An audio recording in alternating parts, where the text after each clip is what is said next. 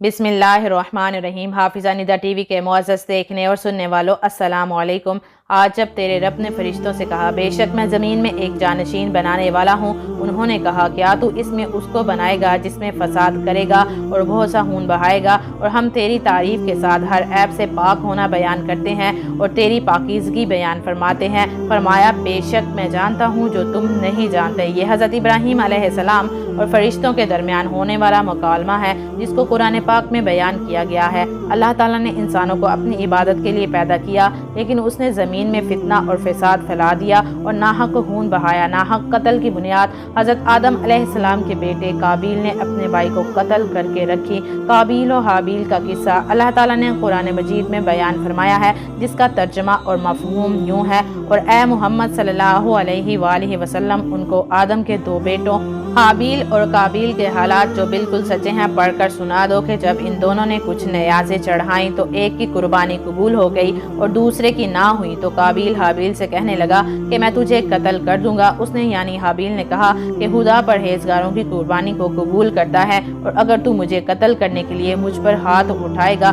तो मैं तुझको कत्ल करने के लिए तुझ पर हाथ नहीं चलाऊंगा। मुझे तो खुदाए रब्बुल आलमीन से डर लगता है।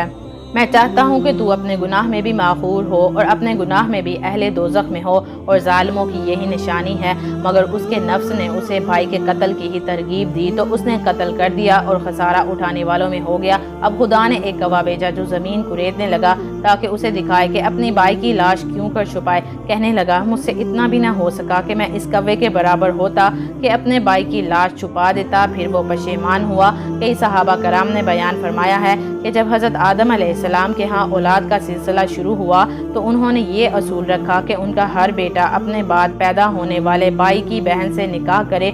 उन्होंने इसी असूल के तहत काबिल को हुक्म दिया कि वो उसके बाद पैदा होने वाले भाई हाबिल की बहन से शादी करे, जबकि हाबिल की शादी काबिल की बहन से होगी। लेकिन काबिल अकड़ गया और हाबिल के साथ अपनी बहन की शादी करने से इनकार कर दिया।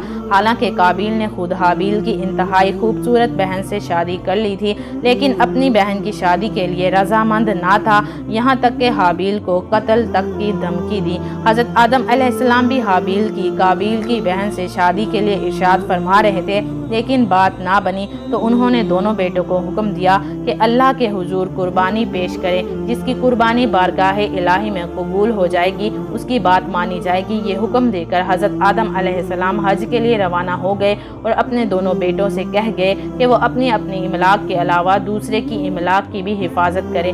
हाबिल तो आदम के इस हुक्म की तामील के लिए तैयार हो गया, लेकिन काबिल ने इससे भी इनकार कर दिया। हालांकि इसमें फ़ायदा उसी का था क्योंकि उसके पास बहुत ज़्यादा भेड़ बकरियों के रेवड़ थे, जबकि हाबिल की मलकियत में सिर्फ थोड़ी सी ज़रई ज़मीन थी।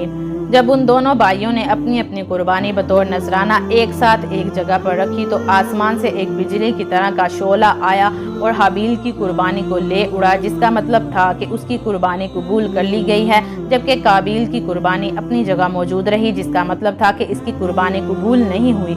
ये देखकर काबिल और ज़्यादा भड़क गया और अपने भाई हाबिल को कत्ल कर दिया।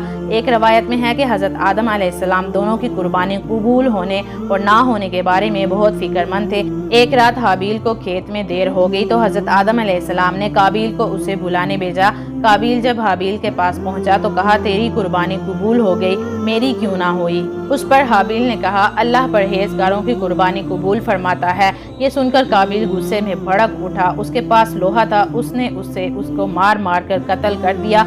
एक कौल ये भी है कि काबिल ने पत्थर की एक चट्टान हाबिल के सर पर मार मार कर उस वक्त उसको हलाक कर दिया जब वो सोया हुआ था। एक कौल ये भी है कि काबिल ने हाबिल का गला घोंटा और उसको इस तरह काटा जैसे दरिंदे काटते हैं। बाज़ मुफस्सिरीन के मुताबिक जब काबिल ने अपने भाई को कत्ल किया तो 1 साल तक पुश्त पर उसको लादे फिरता रहा। कुछ का कहना है कि 100 साल तक उठाए फिरता रहा, यहाँ तक कि अल्लाह ताला ने 2 कौवों को बेच दिया। अहदीस में आता है कि वो कौवे दोनों भाई थे, फिर दोनों लड़ने लगे, हत्ता कि एक ने दूसरे को हलाक कर दिया।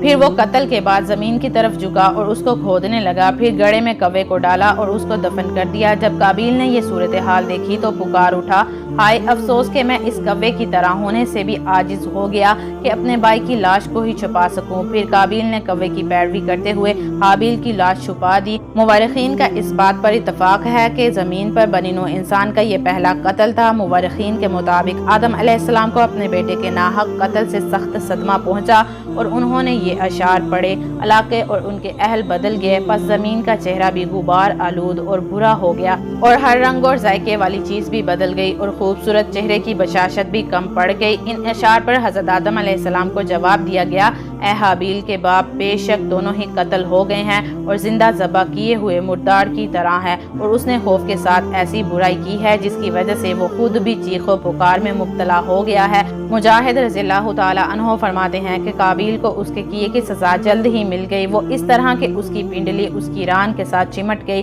اور وہ جہاں بھی پھرتا اس کا چہرہ بھی از خود اسی طرف گھوم جاتا۔ یہ اپنے بھائی کے ساتھ حسد، سرکشی اور گناہ کی وجہ سے اس کو رسوائی اور عذاب ملا تھا۔ اللہ پاک ہمارے گناہوں کو معاف فرمائے اور ہمیں نبی کریم صلی اللہ علیہ وآلہ وسلم کی راہ پر ان کی سنتوں پر چلنے کی توفیق عطا فرمائے، آمین۔